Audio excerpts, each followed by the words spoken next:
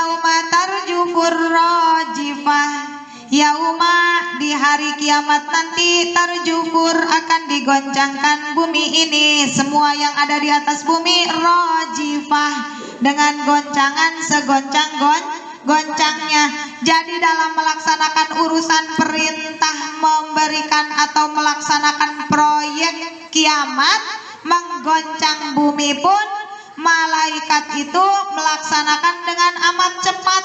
Walau ada alat detektor tsunami, walau ada alat ditemukan detektor gempa, pendeteksi gempa, tetap tidak kalah cepat dengan gerakan para malaikat dalam menggoncangkan bumi. Tidak ada yang bisa mencegah gempa bumi, paling bisa diminimalisir ya. Itu karena gempanya masih kiamat sughra, kiamat kecil. Kalau kiamatnya sudah kubro dan besar, tidak ada teknologi secanggih apapun yang bisa mencegah kesemangatan para malaikat menjalankan perintah dari Tuhannya. Tatsba'uha radifah, tatsba'uha, kalau kiamat besar itu goncangan yang awal, tatsba'uha diikuti dengan radifah, goncangan kedua. Jadi ada gempa susulan, dan ini lagi-lagi tidak akan bisa dideteksi oleh teknologi secanggih apapun yang dimiliki oleh manusia ya, karena yang melaksanakannya malaikat yang semangat, yang antusias, yang berlomba-lomba untuk mencari keridhaan Allah. Goncangan pertama tidak bisa direm, tatsba'uha diikuti goncangan pertama itu dengan radifah, goncangan yang kedua.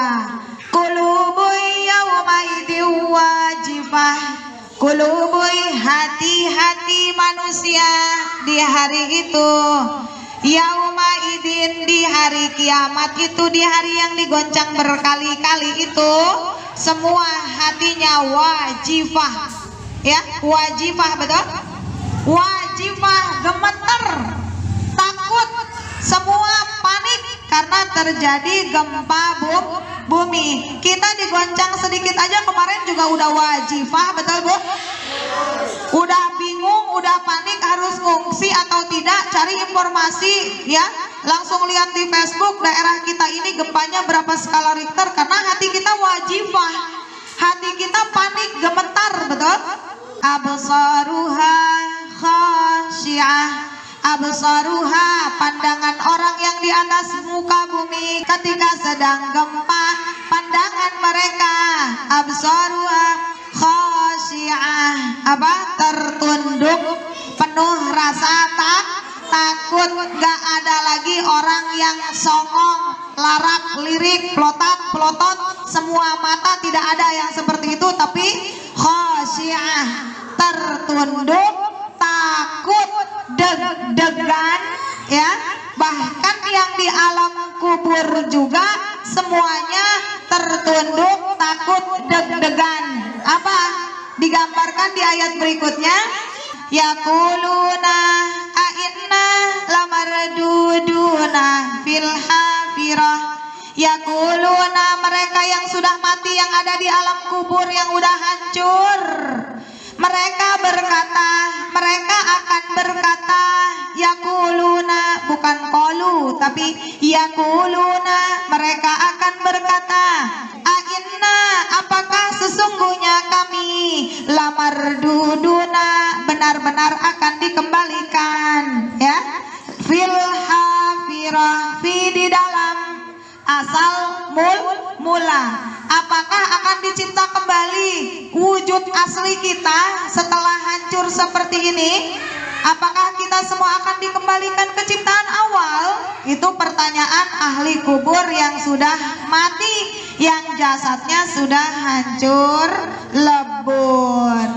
Aiza kunna aizaman nakhirah, aiza, apakah ketika kunna kami telah menjadi aizaman, tulang belulang yang ada di tubuh kami, nakhirah, hancur lebur. Apa iya tulang kami yang udah hancur lebur ini bakal disatukan kembali? Semua ahli kubur akan saling bertanya. Qalu, mereka berkata, tilka, yang demikian itu kalau benar dibangkitkan, kalau benar dikembalikan seperti asal mulanya, idzan, ketika itu, karratun khasirah, pengembaliannya itu akan khasirah, merugikan. Rugi kita. Kenapa rugi? Karena di waktu hidupnya tidak pernah melaksanakan perintah Allah, sering menunda-nunda, santai, dianggapnya kiamat itu tidak akan terjadi. Buktinya nenek moyang aja yang udah mati nggak bisa kita temui. Kalau kita ke kuburan aja, buktinya cuma bisa ngelihat batu nisan. Nggak mungkin kiamat itu ada. Nah, ini mematahkan pendapat mereka, Ibu. Pendapat mereka yang di hari kiamat itu tidak ada kebangkitan, ini Allah ceritakan. Ini yang berencana adalah Allah, bahwa nanti kalau sudah digoncang sekali, disusul goncangan berikutnya, dan yang menggoncang malaikat dengan penuh semangat, maka yang sudah mati akan berkata, apakah akan dikembalikan seperti semula? Bahkan tulang belulang kami yang sudah hancur, kalau betul maka pengembalian itu akan merugikan kami, karena berarti akan dihitung-hitung.